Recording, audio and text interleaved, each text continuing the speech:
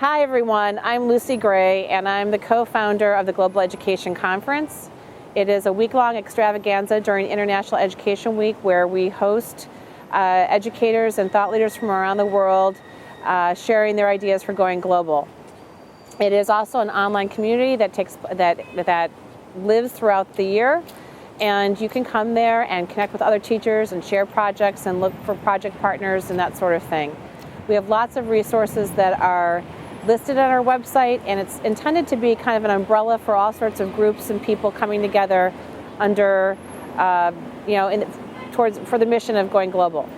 I'm based in Chicago, but I'm here in New York right now because we're hosting a face-to-face meetup tonight for global educators at BrainPop, and we also believe that meeting face-to-face is important in terms of developing the connections you need in order to connect your classroom to some other place in the world. We also promote the idea of education for all, and we're connected to several organizations that help that happen. One of the organizations that's been really pivotal in our work is iEarn, which is a global collaboration project community, as well as Education for All, the Global Campaign for Education, which promotes education for all. To get started, I mean, it's pretty intimidating to think about how you can get going with your classroom. But first of all, I think you need to get connected through social media and start dabbling in Twitter and websites that will help you find friends online. The second thing you need to do is you need to kind of develop a toolkit or a set of tools that will help you connect. So you need to be able to have a webcam and a camera and the ability to connect online through the internet using something like Skype or Google Hangouts on Air. And third, I think you also need to start small and join an existing project like the ones that iEarn hosts or ePals hosts, and get to know other educators in that regard. It's really, you don't have to create a project and make something really super fancy in order to connect your classroom. Sometimes as simple as having a discussion online or Skyping with another classroom is enough to get you going. Another tool that I also think is really helpful is Edmodo, which is kind of like Facebook for educators, and it provides a safe haven for kids to post their work and share with their teachers in other classrooms.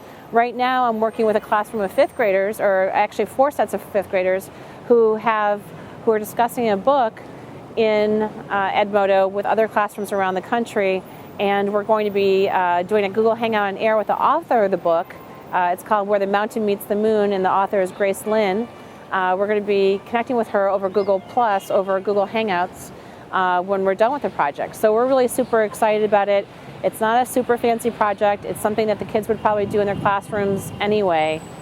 But we're taking it online, and we're taking it to another level because we're involving people from outside of our own little world. So that's an example of a very, very basic project. There are other projects that you can dive into once you get comfortable with the technology, once you find friends online, and you're ready to go deeper. So I would love to have you participate in our conference and get a taste of what we're doing. It's going to happen this year, November 17th through 22nd. It will happen around the clock to accommodate all time zones, and anyone is welcome to present. Teachers, organizations, whomever, who have an interest in connecting classrooms and promoting education for all. So look for a call for proposals to go out in May sometime, and the event will be taking place and will be open and free to everybody in webinar format starting November 17th in honor of International Education Week. The Global Education Conference got started, the roots of it got started in 2006 when, as an Apple Distinguished Educator, I went to Europe to write a global awareness curriculum with my fellow ADEs. I'm an Apple Distinguished Educator, and we were charged with creating curriculum that would support multiculturalism and digital learning.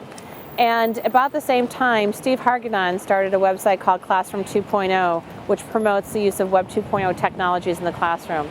And right now there's over 70,000 educators in that site connected and sharing resources and learning from each other. And he did this in a platform called Ning, and I was amazed by Ning because it was like build your own network, build your own social network, and it's a great tool for building your own community. And so inspired by him and the immediate positive reaction that he received for creating this space. I think there were 13,000 people joining that in the first month alone. I started a similar thing, and it was originally called the Global Education Collaborative. That went for a few years. We had members slowly joining from all over the world.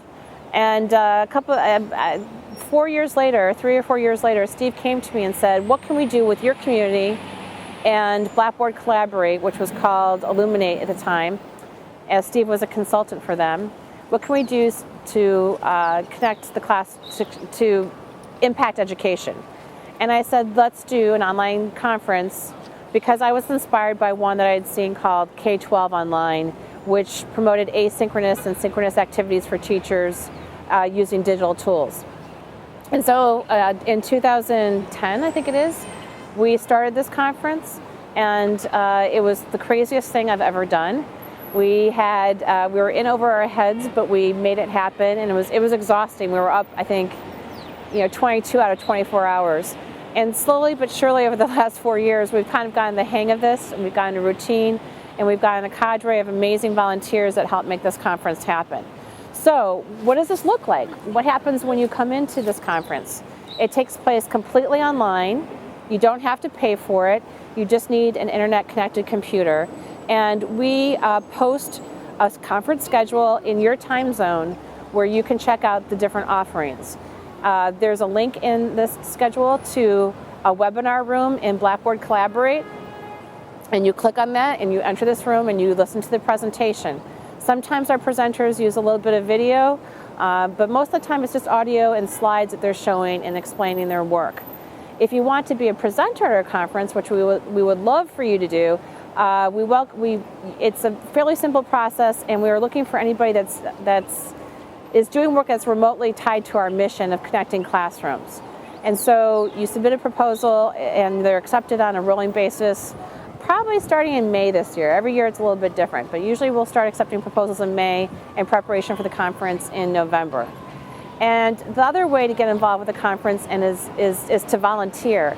And that's really an excellent way to get to know other people and to start building friendships that may lead to partnerships and collaborations.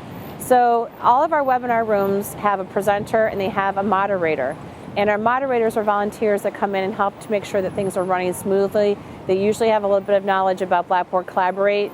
We do training on it as well. And they just kind of sit there and help the presenter do their presentation. So that's what a moderator does for our conference. Those are a couple different ways that you can get involved as a presenter, as an attendee, or as a volunteer moderator.